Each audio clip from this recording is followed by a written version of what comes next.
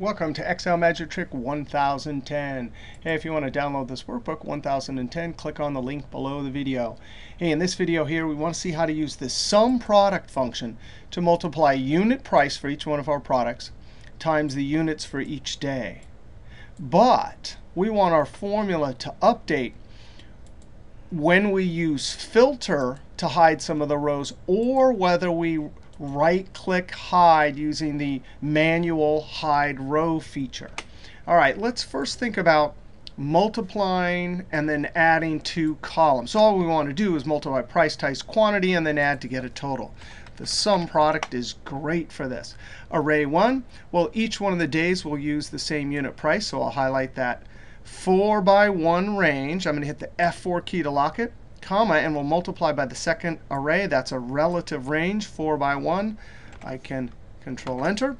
It multiplied each one of the individual items and then totaled it up.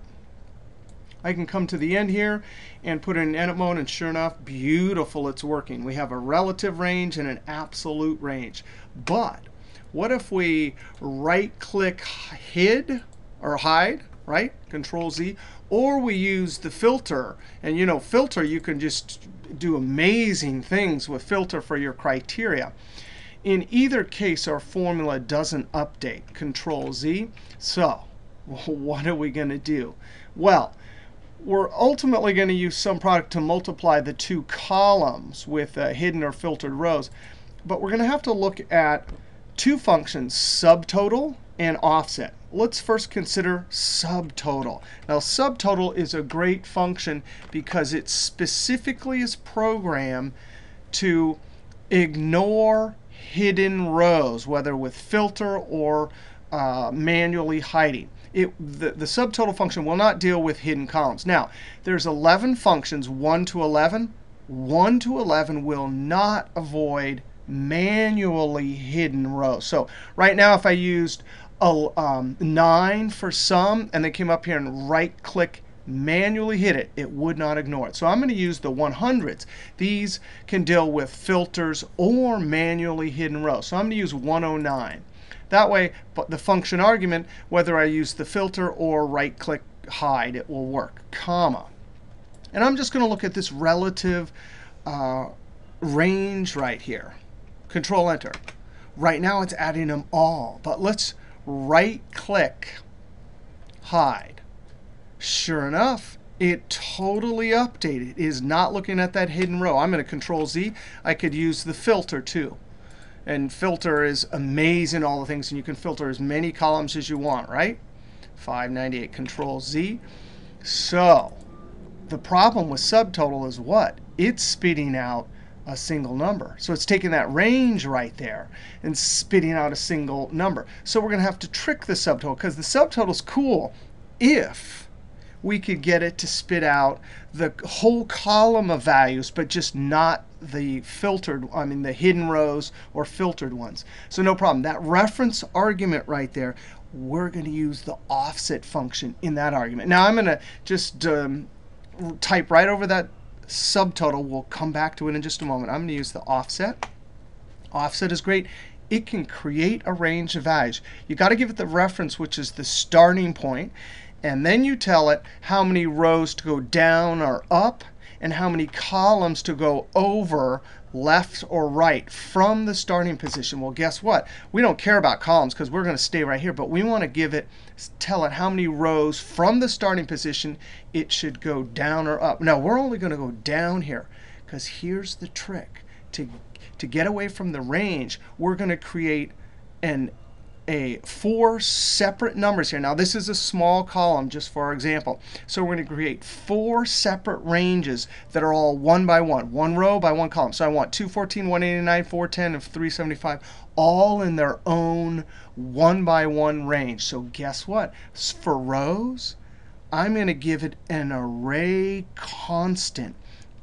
Array constants, you type a curly bracket. That tells this function that this is going to be an array of values, and I'm going to type 0. You have to use a semicolon because we're going down a row. Semicolons in array syntax mean row, commas mean columns. So I have 1, semicolon 2, semicolon 3. Now what is it? And then close curly bracket. Now what does this mean? Right now, this rows, if I give it a 0, it means start here and go 0. So that would give us 214. Then I say start at this C2 and go down 1. That'll give me the 189. Then I say go from the starting position down 2. That'll give me the 410. And then the 3 says from the starting position goes down, add 3 rows. It gives me 375. Now this is a function argument array operation. I'm giving this rows argument that's expecting a single value. I'm giving it 4 values, so offset will spit out 4 individual values. Now columns, we are not from the starting position going to the left or right, which means subtracting columns or adding columns. So we can skip over that. And then for height, 1, comma, width, 1. But whoops. But guess what? This argument right here, reference, if we highlight this, that means the width and the height, and delete it, they're gone. That means the function will assume whatever the dimensions of the reference is. Since it's a 1 by 1, boom, everything that offset spits out will be a 1 by 1. So we really don't need to put the height and width, even though you could. All right, so now watch this, highlight and F9. 4 different values. So offset, I'm going to Control Z. It isn't programmed to deal with those filtered values. But if you put that into the reference 1 argument of subtotal, I'm going to use 109, comma, that right there will work. Now let's just see what happens for subtotal. Highlight and F9. It's given me all the values because I haven't manually hidden or filtered. Control Z. I'm just going to hit Enter for the time being. We'll try it both ways. Right-click, hide. Now I'm going to come down here and see if this really works. It means the combination of offset in reference 1 and subtotal. So will this work to create a column of filtered values F9? Sure enough, it does. There's the 0, which is the filtered value. Control Z. I'm going to Enter. Control Z to unfilter that. So now I'm back to that, but let's try the filter. So I'm going to come over here and I'm going to say maybe these two. So I'm trying the filter feature. Now I'm going to come down here and highlight F9, and boom, those 2 values are filtered out. Now those zeros will come to our advantage because remember, this is going to go into SUMPRODUCT. The second range, remember we had 2 ranges up in the formula here. Because there's 2 zeros here, when we multiply this artificially created columns of filtered value times the other range, 0 times any number will give us 0. Control Z. All right, let's copy this over. And just for kicks, see if it's working. I'm going to put it in edit mode. This is the relative range, so I better pick up both of these numbers, F9, and sure enough, it does. Escape. All right, I'm going to come up here and unfilter, clear the filter. So that is the relative range. We can put this into SUMPRODUCT. All right, so array 1 will be that. I come to the end and type a comma.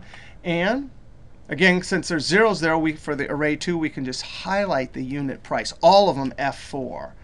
All right, so let's drum roll. 2 ranges. We're filtering or manually hiding. Control Enter. Well, nothing's hidden or filtered. Let's go ahead and try it. I'm going to right-click, hide, and sure enough, it works. That formula will work for filtered or manually hidden rows in columns when you want to use multiply these filtered columns inside of SUMPRODUCT. Obviously, that's much better than building a formula like that. Now I'm going to Control Z. I think we can improve this just a bit. I'm actually going to copy this and leave it down here as a trail. So if you download this, you can see that array constant bit there. But you know that array constant could be a real hassle to type out if you had a lot of rows in your columns, right? So we want to see a way to create this using a formula element. So I'm going to come down here and say equals row. I'm going to highlight the entire column, however big it is. That'll spit out all of the row numbers, F9, 2, 3, 4, 5. We want 0, 1, 2, 3, Control Z. So, and by the way, this is a function argument array operation, right? Because that argument that is expecting a single value, we give it a bunch, so row spits out a bunch of answers. We're going to do a second array operation. I'm going to say, hey, that full column minus the very first cell in that column, that'll give me 2 minus 2, right? And boom. So that, you can use that for whatever size column you have, Control Z. I'm going to copy and enter. Now I can come up here and very carefully see if I can click on the screen tip on rows. I've highlighted it. Now I'm going to Control V. I could highlight it again and hit F9 just to check it out. Sure enough, it is creating the correct values we need. Control Z. All right, ready? Control Enter. And copy it over. Let's try it. Right click hide. So we're trying hide, and sure enough, it is working. Control Z, and then I'm going to use filter. Boop, boop. And again, you could filter on lots of columns here.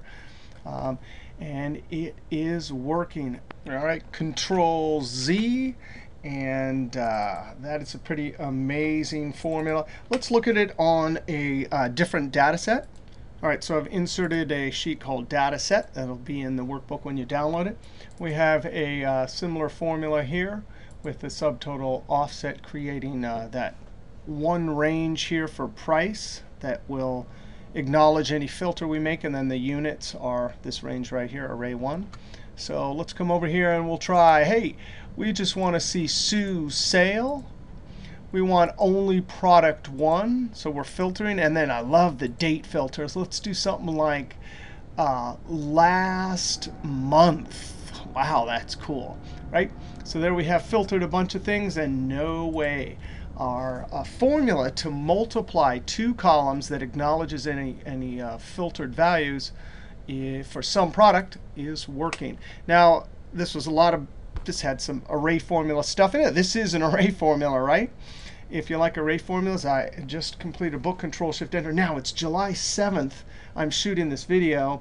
This book won't be out till about July 20th sometime, but there's a DVD that's available right now, July 7th, available at Amazon and MrExcel.com.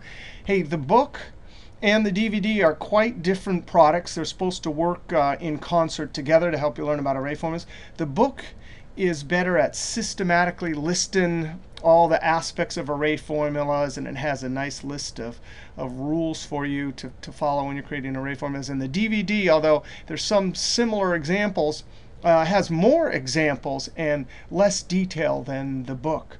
All right, hey, we'll see you next video.